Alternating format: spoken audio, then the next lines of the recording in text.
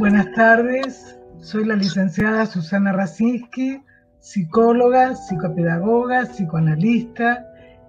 Y bueno, me invitaron a tener este espacio, es todo un desafío, pero creo que también es necesario para poder disfrutar con ustedes. ¿Y por qué elegí el nombre Sin Peros? Porque me interesa que hablemos con claridad, con honestidad, es decir, sin obstáculos. Por eso me parece muy importante la escucha. ¿Qué es la escucha para nosotros? ¿Nos escuchan? ¿Desde qué lugar escuchamos? La escucha analítica ayuda al otro a poder pensar, pero nuestra escucha analítica no es solamente escuchar las palabras. Escuchamos un poco más allá de eso. Podemos y tratamos de que en la escucha se pueda transformar un espacio donde no hubo afecto y donde no hubo una contención, pueda haberla, que pueda transformarse en un estado de creatividad, pero también de alivio para el otro.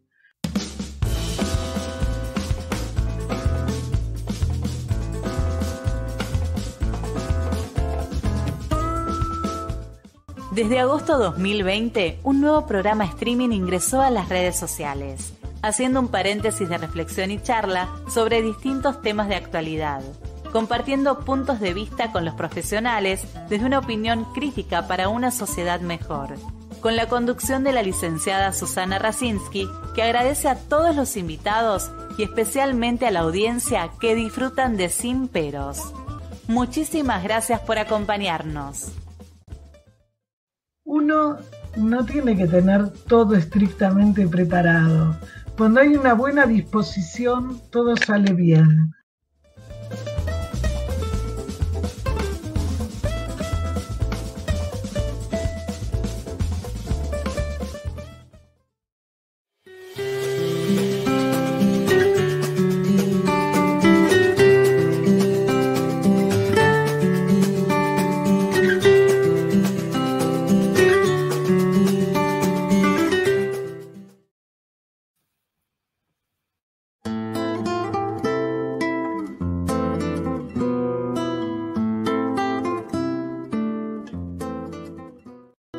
Sin Peros. Un momento de compartir, aprender y disfrutar. Espera lo inesperado con la licenciada Susana Rasinski.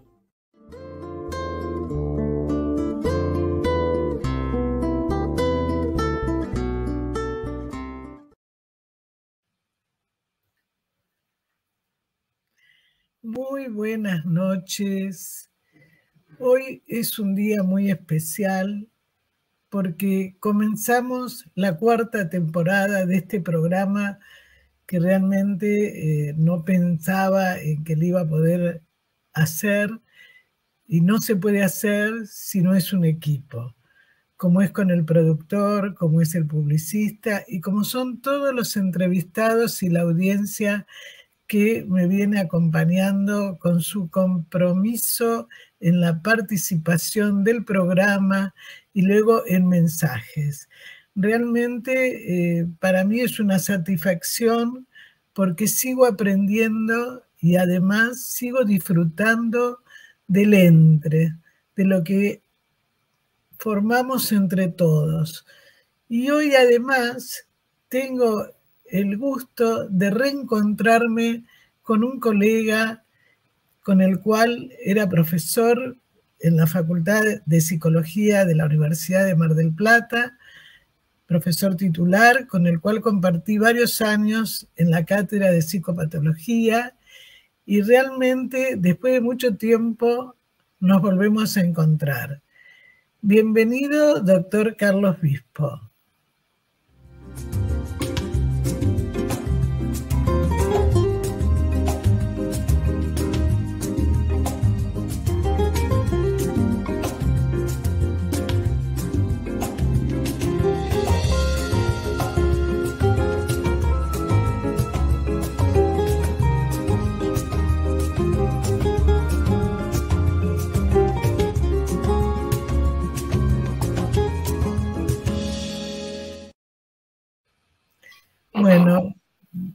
Muchísimas gracias, Carlos, y vuelvo a decir, muy emotivo porque realmente después de tanto tiempo que a veces no nos vemos siendo de la misma ciudad, pero ahora yo estoy más en Buenos Aires, siempre seguimos recorriendo caminos parecidos, ¿no?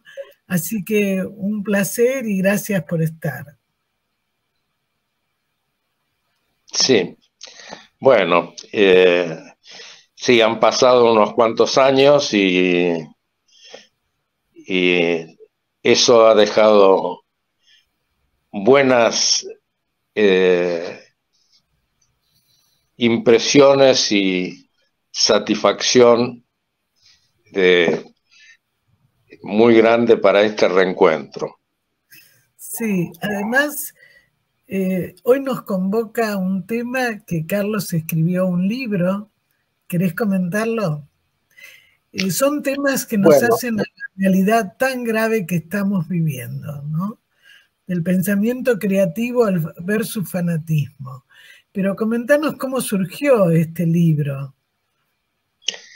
Bueno, este libro surgió en realidad por la impresión que ha tenido en mí la vida social en la Argentina, la vida social en el mundo y la impresión con ciertos grupos de la destructividad de ciertos grupos fanáticos, ya sea en Medio Oriente, la impresión de lo que fue el tema de las Torres Gemelas, lo hemos discutido mucho con un colega que ya no está con nosotros, desafortunadamente, el doctor Rosentroch, que él ha viajado mucho y ha observado mucho distintas sociedades. Y la impresión que, por otra parte, uno tiene de que hay posibilidades de que alguien sea analizado, que alguien pueda adquirir pensamientos, usar esos pensamientos, y la desafortunada experiencia de que algunas personas no puedan cambiar sus pensamientos, sino que tengan pensamientos sectarios o creencias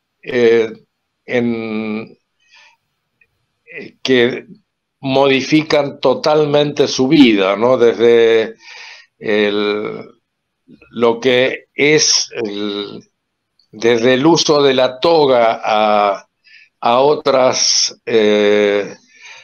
circunstancias vitales, ya sea en Medio Oriente o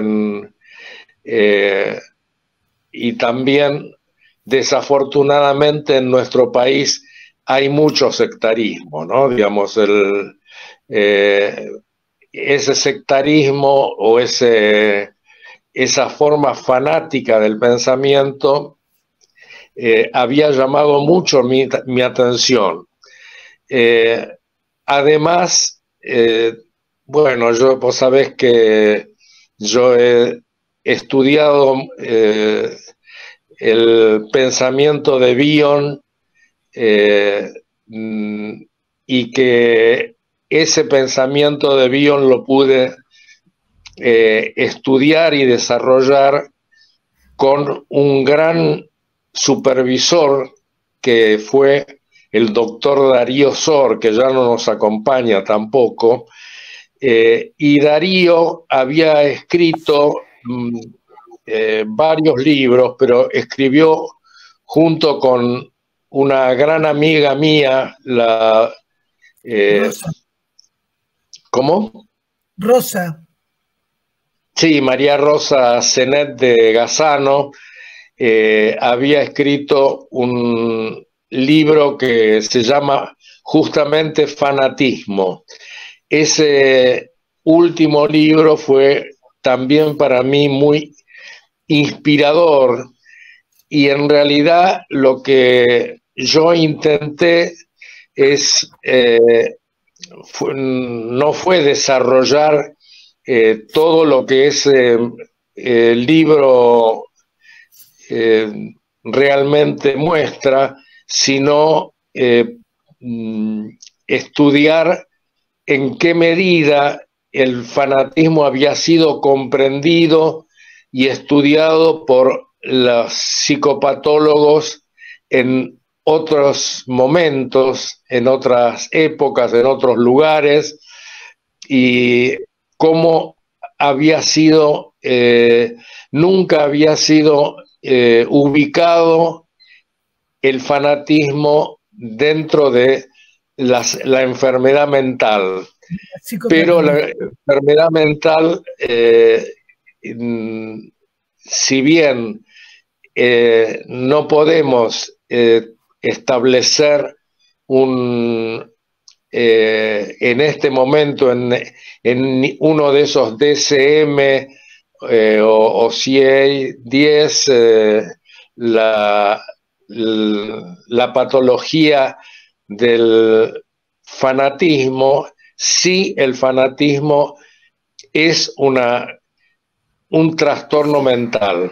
Ese trastorno mental había sido estudiado muy bien por María Rosa y Darío, y ellos habían establecido ya que había un déficit fundamental que creaba el terreno adecuado para que semillara allí y creciera el fanatismo, que era una forma de autismo que entonces busca a través del fanatismo, de la idea fanática, generar un pensamiento que resulta fallido por el origen que tiene, ¿no? Por eso sería importante que puedas, siguiendo estos autores y tu propia autoría, ¿cómo podríamos definir en qué se evidencia el fanatismo? Porque recién Carlos lo que decía, que es cierto, lo comparto, también los que hemos trabajado con pacientes graves, uno de los autores bio nos ha ayudado muchísimo, que justamente habla qué se necesita para pensar. Y cómo en este momento el fanatismo no solo está en lo religioso, ¿no? Estos días tenemos un problema muy serio en Israel, también tenemos en educación, en todo, ¿no? Es decir, entonces sería importante que vos podrías decirnos en qué se evidencia el fanatismo. ¿Cómo, perdón, ¿en qué se qué? ¿En qué se evidencia el fanatismo? ¿En qué se evidencia? Bueno, el fanatismo se evidencia por una idea, una especie de idea sublime, imposible de contrarrestar con el pensamiento, justamente porque el trastorno básico que tiene el fanático es un trastorno en el nivel de pensamiento. Vos sabés que, digamos, uno recibe una serie de experiencias, esas experiencias pueden ser transformadas, como dice Bion, en elementos beta que sirven para pensar, o en elementos beta Alfa. que no sirven para pensar, y en elementos alfa que sí sirven para pensar, y para desarrollar también ideas más creativas, más elaboradas. Exactamente. Vamos a ver después la diferencia que hace Carlos entre lo que es el pensamiento creativo y lo que es el fanatismo. Pero seguí hablando, Carlos. Claro, el pensamiento creativo es aquel que permite hacer un desarrollo sin dejando abierta la posibilidad de seguir pensando sobre ese mismo desarrollo. O sea, no se basa en una creencia irrevocable, sino que está asentado en una apertura a nuevas ideas. Esa apertura... Perdón, lo cual en el fanatismo es clausura. Eso no existe, la apertura. Es algo mesiánico, tiene que ser así, así. No cabe la reflexión. Exactamente, exactamente. Y eso se ve, digamos, desde el fútbol o otros deportes en la que una persona es fanática digamos, de Boca, de River, o del cuadro que sea, en el deporte que sea, por otra parte, porque también hay fanatismo fuera del fútbol, y esa concepción no permite que alguien presente una idea diferente. Hace muy poco vino de visita a mi casa un matrimonio que tienen un niño chiquito, y ese niño chiquito está siendo fanatizado para ser hincha de determinado club, ¿no? Y el padre es muy fanático de ese club, lo tiene tatuado por todos lados, y resulta que el chico, cuando le dijeron, mira que Carlos y mi mujer no son de Gimnasia, que era el club del cual este chico era fanático, el chico casi rompe en llanto y no podía pensar que esa condición era posible. Bueno, esto es importante para la audiencia. Creo que es importante. No entiendo. Creo que es importante para la audiencia, como vos bien dijiste, no solo en el fútbol, en educación, también en nuestra profesión. ¿Te acordás cuando nosotros estudiábamos Melanie Klein, ¿no? Que era todo, tenía que ser así. O sos lacaniano o sos freudiano. Y yo digo siempre, estaban los freudianos, los kleinianos, después aparecieron los lacanianos, y eso en realidad es una dificultad para el desarrollo, digamos. Creo que es muy importante ser capaz en nuestra profesión de reconocer los aportes y los errores de Freud, de Melanie Klein, de Ana Segal, de Winnicott. Cada uno ha hecho aportes, pero los aportes han sido hechos por seres humanos que tienen la capacidad de falibilidad. Y entonces eso es lo que permite que se hagan nuevos desarrollos. Los desarrollos van a ser hechos siempre van a ser hechos sobre las ideas de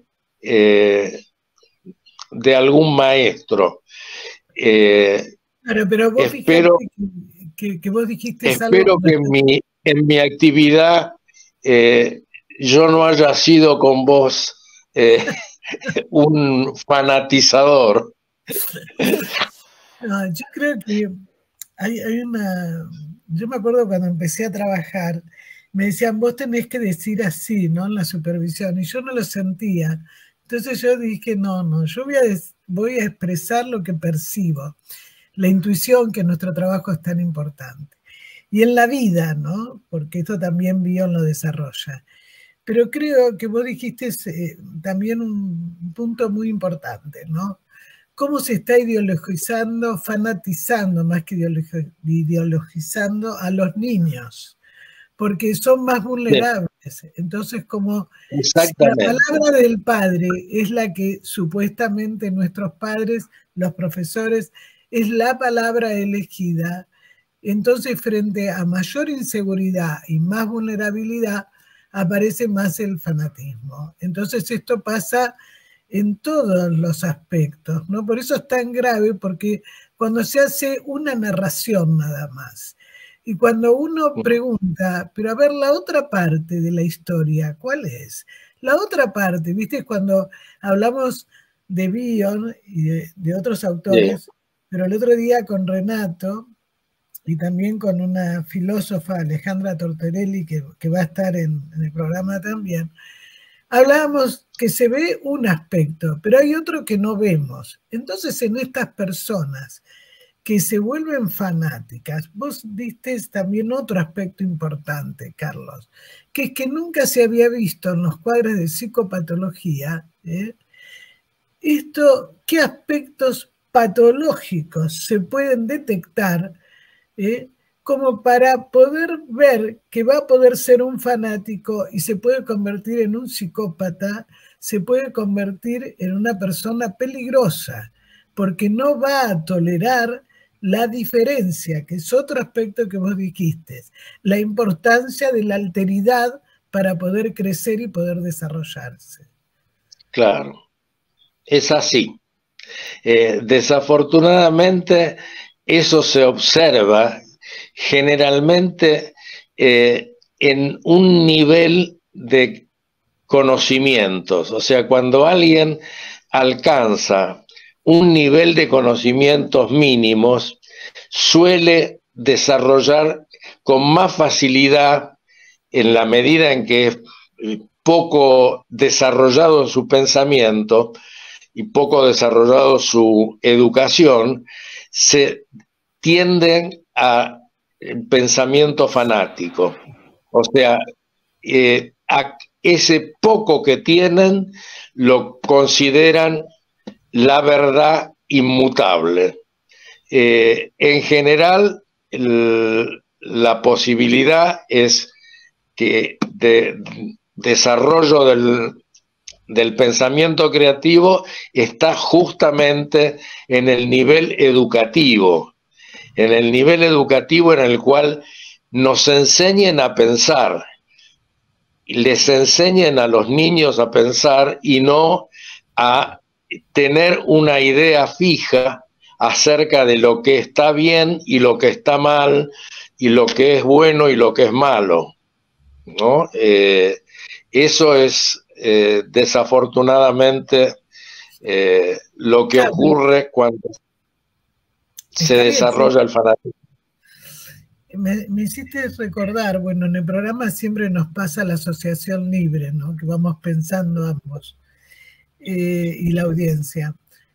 El otro día una paciente que termina el secundario se queda en geografía, la tiene previa, y entonces dice, Susana, no se puede hablar con ese profesor, porque él dice que él está dando cosas que a nosotros no nos interesa, pero como a él le dieron en la facultad eso, ¿y qué es lo que te están dando de geografía? Unos cuadros que son antiguos, pero él dice, como a mí me lo dieron en la facultad, lo tengo que dar. Entonces, obviamente que en vez de lograr que el alumnado, porque de 30 alumnos, la mitad no lleva la materia cursando, ¿no? Presentan la hoja en blanco.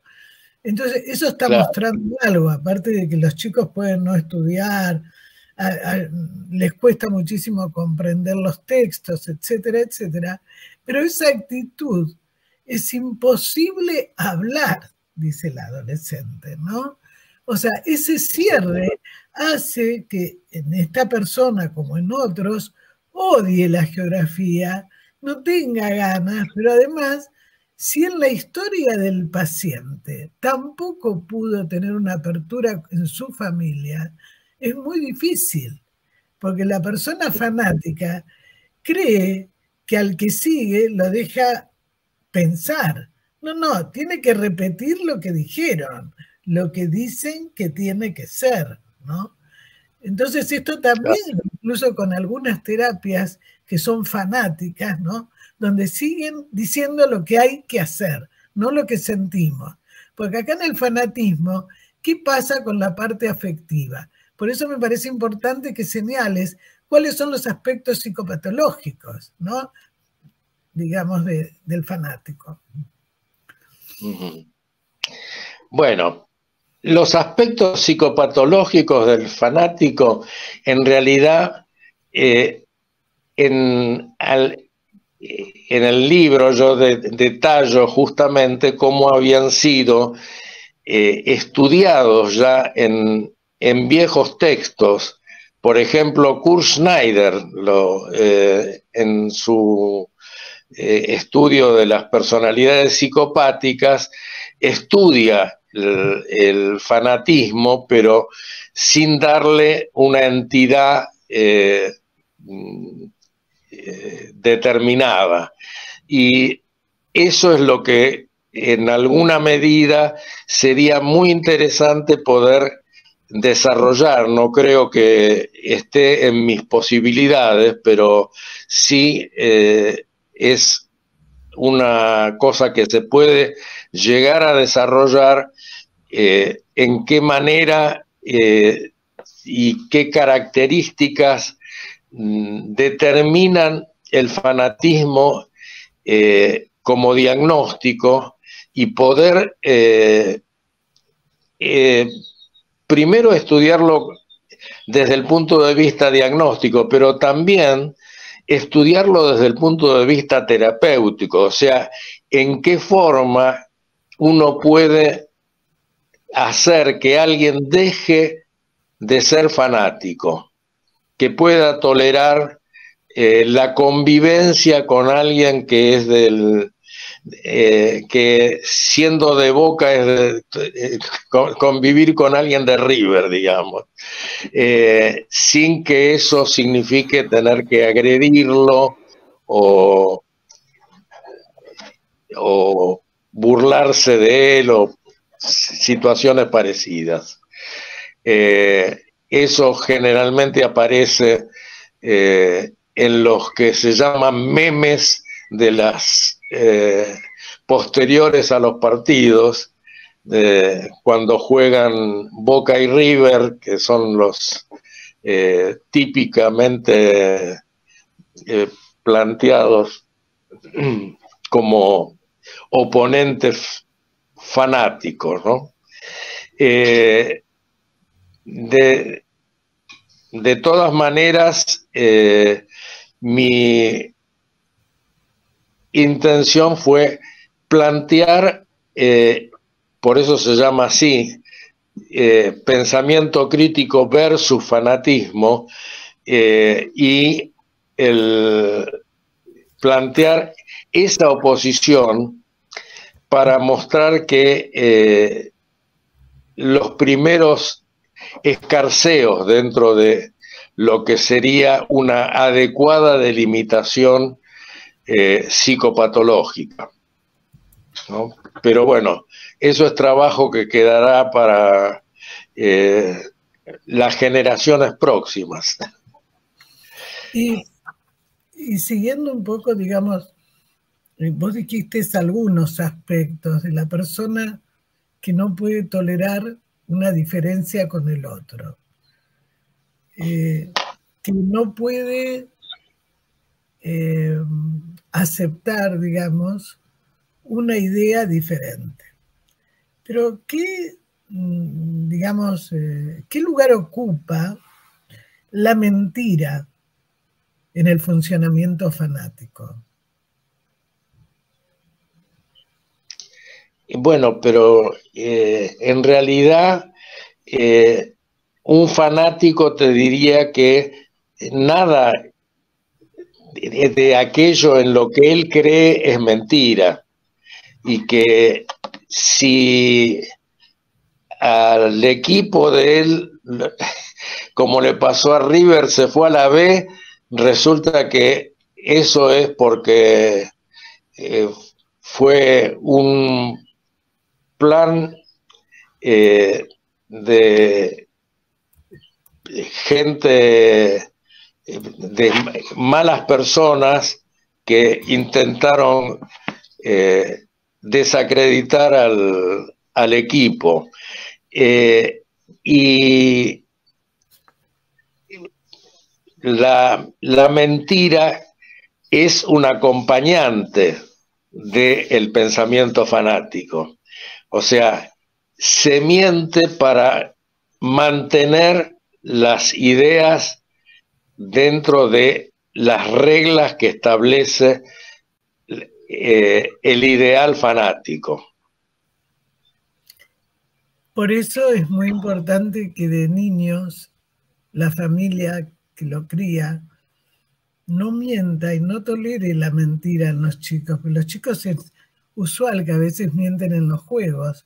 Yo el otro día lo comentaba en un programa que se habló de la niñez y de la adolescencia, que en los juegos es muy común en las sesiones, pero tienen que tolerar la frustración de perder en un juego, como nosotros también, claro, no nos ganan, ¿no? Es decir, la importancia de tolerar la frustración. Esto implica la posibilidad del desarrollo del pensamiento y de la evolución. Porque vos decías al principio que estos autores hablaban como de un espectro autista, ¿no? O sea, sí, si podés desarrollar un poco más las características psicopatológicas que algunas ya mencionaste, para que a la audiencia le quede claro y también te puedan hacer preguntas. Hay gente de España, de Israel, que nos ven al otro día y después nos dejan las preguntas que ustedes también pueden contestar. Bueno, la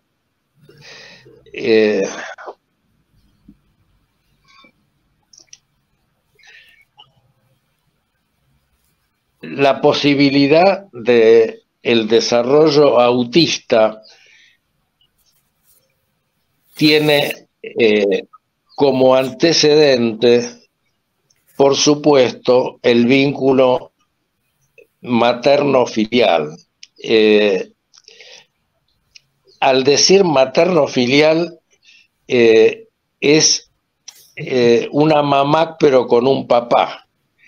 Quiero decir que las condiciones de relación de la pareja parental y el manejo de la comunicación dentro de la pareja van a ser el semillero donde se va a desarrollar ese niño, y ese niño va a desarrollarse de acuerdo a la capacidad, como dice Bion, lo llama con un término francés, reverie, la capacidad de ensoñación, o sea, la capacidad de permitir que la mente fluya, que uno pueda tener ideaciones, ensueños y ideas por desarrollar. Generalmente, esa condición no está presente en los matrimonios que tienen hijos con autismo. Generalmente no tienen esa posibilidad de ensoñar, de ser capaces de imaginar a ese hijo desde que es concebido y imaginarlo ya nacido en las posibilidades que puede tener. Digamos que son hijos nacidos en lugares en hogares donde no se los respeta. No se les respeta y generalmente se les impone conductas, ideas que no pueden, por su condición etaria, atacar, digamos, ¿no? Se les dice las cosas son así y de otra forma no. Y tal persona es maravillosa y tal persona es malísima, y eso se sostiene aun cuando sea una mentira. Esa condición impide que el niño tenga un contacto con la realidad, por eso se genera el autismo. Sí, me decías. No, vos decías al principio el tema de Medio Oriente que está pasando ya en otros lugares, ¿no? Donde de repente, si no se viste la chica que mataron, entonces aunque haya movimientos, y yo mencionaba lo de Israel, que en este momento hay un grupo muy fanático donde por situaciones del primer ministro aprobaron una parte de una ley que va a restringir la libertad, ¿no? Donde solamente una parte va a poder determinar, por ejemplo, la tenencia de los chicos, el suministro de alimentos, cómo se tienen que vestir las mujeres. Bueno, es realmente una situación muy compleja, pero que también pasa, por eso digo, también en educación, donde es de una manera y no es de otra. Vos en el libro hablas incluso del origen del término de fanatismo, ¿no? Como lo sagrado. Y cómo Luke hablaba cómo el fanatismo sustituye la razón. Sí, sí. Sí, sea, así es. Sí, te escuchamos, Carlos, porque el autor del libro sos vos, pero te doy pie para que vos puedas desarrollar. ¿Cómo? No te entendí. Que te doy pie para que vos puedas desarrollar, porque ya el término que habla de templo, lugar sagrado, es justamente lo que no se puede discutir, lo que no se puede razonamiento crítico, ¿no? Si hay algo que no se puede discutir, entonces no se puede crear sobre ello. O sea, es justamente como un lugar sagrado, pero que sobre ese lugar sagrado nada se puede construir. ¿Y cuál sería? Nadie Sí, seguí. Nadie permitiría construir sobre un lugar que se considera sagrado,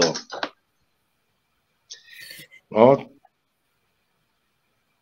Y de esa manera no se puede ni pensar ni discutir una idea. No se puede hacer desarrollos, ¿no? Y entonces, ¿cuál sería la diferencia con el pensamiento creativo, que trata de analizar y entender los conocimientos? El pensamiento creativo está basado en la posibilidad de discusión sobre lo que se conoce y sobre lo que se ha establecido hasta ese momento. Por ejemplo, en este momento no estamos en la época de la Viena de Freud y algunas de las ideas de Freud podrían ser discutidas y observadas de otra manera, desarrolladas como han sido desarrolladas por otros autores, ¿no es cierto? En el caso de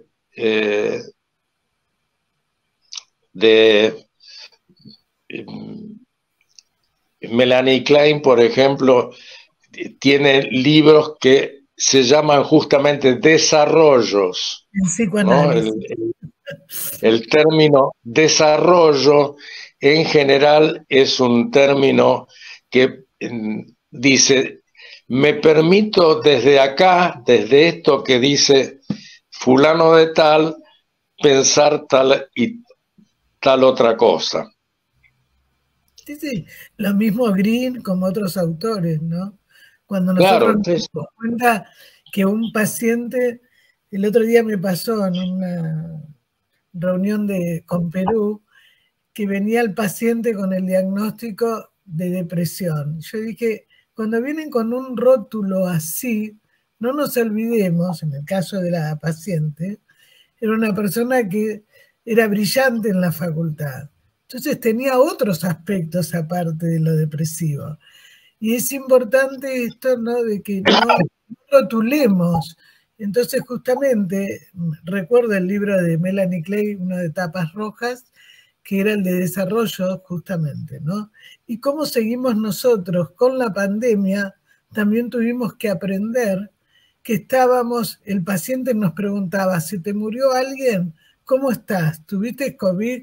Bueno, un montón de cambios en el encuadre, como hay mucha gente que en este momento, sobre todo en la capital, está trabajando virtual por las razones, digamos, de las manifestaciones, de los paros, de la inseguridad, que le cuesta retornar a lo presencial. Y nosotros tuvimos que incorporar ciertos cambios en el encuadre y que también han mostrado que podemos igual trabajar. Ahora, tu experiencia clínica, ¿no?, que vos decías al principio. Pero, perdón, no te entendí. Tu experiencia clínica, que vos comentabas al principio. ¿Se puede modificar un pensamiento fanático? O algunas personas que tienen ciertos aspectos fanáticos como manera defensiva, porque todo esto es un mecanismo de defensa frente al vacío. Carlos también habla en el libro, digamos que en general el fanático tiene vastas zonas de fracaso y de deterioro. Entonces, ¿qué experiencia, en tu experiencia clínica, qué es lo que has podido observar? Mira, sí, experiencias como esa que vos mencionabas, de pacientes que vienen con un diagnóstico, te voy a contar una un poco más cruel, que fue una persona que me pidieron que la viera, un familiar mío, y entró a verme una señora con ciertas incomodidades en la marcha y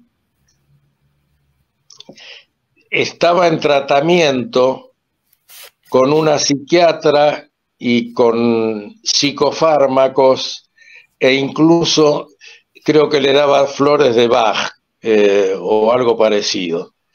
El asunto es que yo me sorprendí un poco por la manera como caminaba y después de escuchar lo que me contó, le dije que le iba a hacer un examen neurológico, porque en mis antecedentes fui neurólogo, neurocirujano, formado con Raúl Carrea, el creador de Fleming. Pero bueno, hecho el examen neurológico, le pedí que se hiciera un scan, una tomografía computada. La señora tenía un enorme glioma que incluso le desplazaba parte del cerebro, y bueno, por eso es que tampoco hay que ser fanático en querer arreglarlo todo con psicopatología, psicoanálisis o psicoterapia. Bueno, desafortunadamente las enfermedades neurológicas y psiquiátricas también existen. Hay trastornos de ese tipo. Pero bueno, me fui en el recuerdo de... No te fuiste, porque eso es reconocer que no tenemos la verdad absoluta, desde qué espacio, desde qué lugar, y el trabajo interdisciplinario. Ya cuando vos viste entrar al paciente te diste cuenta, como nos pasa a veces, la lectura del cuerpo. Nosotros aprendemos a partir del cuerpo, después la gente se olvida de eso. Entonces a veces es todo muy teórico. Y vos recurriste a tus saberes que tenías incorporado y de alguna manera uno no puede, yo pienso que un terapeuta, como en cualquier profesión o en la vida, si la persona no reconoce sus aspectos narcisistas, no puede ver al otro y se producen las escisiones. En el fanatismo, ¿qué pasa? El otro no existe. Es yo, mi verdad absoluta. Entonces, es muy distinto al razonamiento y al pensamiento creativo, ¿no? Porque justamente en el pensamiento creativo es un movimiento, es dinámico. En el fanatismo no, es así. Exactamente. Y, por ejemplo, vos decías, si hay curación, cuando vos veías los movimientos como se ven, como te comentó tu amigo, cuando uno ve en países como Indochina, como ciertos aspectos de la India, en distintos lugares, también en nuestro país, ¿no? Sí, sí. De alguna manera, cada vez son más numerosos esos grupos que llenan lugares con personas que acuden buscando algo mesiánico, algo idealizado que les va a solucionar todo, ¿no? Entonces, el fanático, una compañera nuestra, que a lo mejor vos la conocés, Mirta Goldstein, también describe, ¿no?, cómo tiene que haber un rival. Es decir, para que exista, ¿no?, tiene que haber una cosa diferente que yo no la acepto. Si no, no tiene sentido, ¿no? Por eso cuando vos muy bien decías, el padre que lo hace de un partido, porque así el chico se siente parte del padre y que el padre no se va a enojar si le hace caso, ¿no? Entonces no tiene salvación, porque ahí no se puede defender el chico, ¿no? Desafortunadamente no. Por eso vos decías, son situaciones de desvalimiento y desamparo, ¿no? Generalmente. Que son situaciones de desamparo y desvalimiento donde florece más el fanatismo. Sí, en esas circunstancias es donde tiene más posibilidades de desarrollo. Y en circunstancias también, no hay que dejarlo de lado. Se me ocurrió en este momento el fenómeno del clan Pucio, por ejemplo, en el que no era justamente una familia desamparada, pero sí que tenía valoraciones muy específicas y que un nivel de vida del cual no querían bajarse de ninguna manera, no querían aceptar la realidad, aceptar de que, bueno, de que ya no estaban, es como si yo no quisiera aceptar que ya estoy con cosas que tienen que ver con mis 84 años, que no tengo la misma capacidad física y atlética que tenía cuando fui profesor tuyo. Pero todos envejecemos, pero creo que lo importante, me parece a mí, que justamente cuando se cierra el pensamiento, la persona vive muy poco, porque nosotros seguimos pudiendo disfrutar de este intercambio, de este acercamiento donde están los afectos. En el fanático no hay afecto, es tratar de denunciar y de atacar al otro, que no tolero, porque a veces son aspectos de uno que uno no tolera y lo proyecta en el otro y lo tengo que destruir, ¿no? Como pasa a veces cuando hay paranoia, ¿no? Pero donde de alguna manera vos decís, el poder seguir vos aportando, creando, y que este tema hace que la gente que nos escucha pueda darse cuenta si está al lado de un fanático o no, y que lo importante es correrse. Pensar por qué está cerca de una persona que no puede aceptar una opinión distinta. Que este es otro tema que Carlos desarrolla en el libro, ¿no?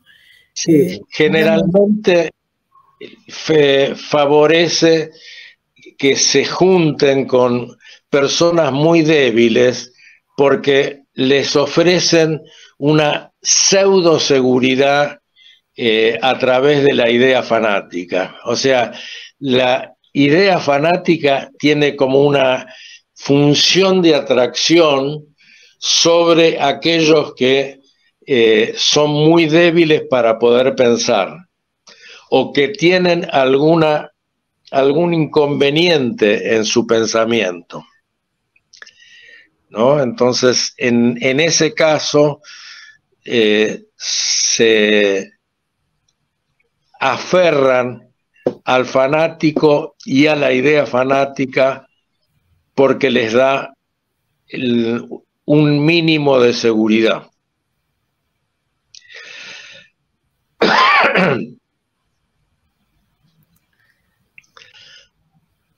Sí, Carlos desarrolla en el libro también por qué sirve la integración y no justamente la exclusión del otro, para poder justamente desarrollar los pensamientos y también el desarrollo psíquico del ser humano, ¿no? vos hablás también ahí, cuando hablas del pensamiento creativo, de la integración. Sí. De la capacidad de que alguien se pueda integrar y venir de ideas muy distintas, pero que puede llegar a comprender y a entender los alcances de los desarrollos de otros. Por ejemplo, ese fue un ejercicio que me tocó a mí cuando en un determinado momento en la Universidad Atlántida, acá de Mar del Plata, tuve en Mar de Ajó y en Dolores que hacerme cargo de la cátedra de Lacan, cuando, digamos, toda mi formación era basada en Freud, Melanie Klein, Bion, Meltzer y la escuela inglesa. Pero bueno, en realidad, en el primer trabajo que hice, cuando estábamos formando el grupo acá en Mar del Plata con Goga Galé y Cabo, el primer trabajo que presenté en la Asociación Médica, una de mis citas justamente fue un trabajo de Lacan que a mí me pareció muy importante y muy interesante y me sigue pareciendo importante e interesante. Pero bueno... Pero vos estás hablando, muchas veces yo he dicho que el argentino no pasó de la posición esquizoparanoide, ¿no? Pecho bueno, pecho malo. No llega a tolerar la frustración, a la ambivalencia, ¿no? Tolerar la frustración, integrar, ¿no? No es quien es el más importante. Bueno, se nos fue el programa, pero yo voy a adelantar el próximo programa y te dejo el cierre del programa con tus palabras para la audiencia. Y agradecerte y bueno, pronto nos veremos en Mar del Plata. Un abrazo muy fuerte. Ahora anuncio el próximo programa y vos cerrás el programa. Bueno, en el próximo programa vamos a tener a María Fernanda Matera con otro tipo de violencias. Bueno, gracias Carlos de nuevo y te dejo el cierre del programa. Bueno, veo que para cerrar este programa hay un anuncio importante que es el de una persona que va a venir a hablar sobre varios tipos de violencia. El fanatismo del cual nos hemos estado ocupando en el día de hoy es una violencia magna y una destrucción de la capacidad, de la mayor capacidad que el hombre ha desarrollado, que es el pensamiento creativo. Y espero que en algún momento puedan leer mi libro, que está en freeeditorial.com/es. Perfecto. ¿Podés repetirlo? A ver si Adrián lo puede poner. A ver. ¿Cómo? ¿Cuál es la editorial? Volvelo a repetir para ver si Adrián lo puede poner en el programa. Es Free Editorial, todo junto, que quiere sea editorial libre, .com/es. Es una editorial española que tiene muy buenos libros, aparte de los míos. Bueno. O sea que se puede ir a ese lugar y encontrar buena lectura, dejando de lado los míos. Ahí están también el trabajo que presenté en la Asociación Médica. Ahí, fíjate si podés leer lo que puso el productor, si está bien. Free Editorial, él lo pone en la pantalla. Perfecto. Perfecto. Está perfecto. Gracias, Adrián. Bueno, un abrazo y nos vemos pronto. Gracias. Así, espero que sí. Y espero...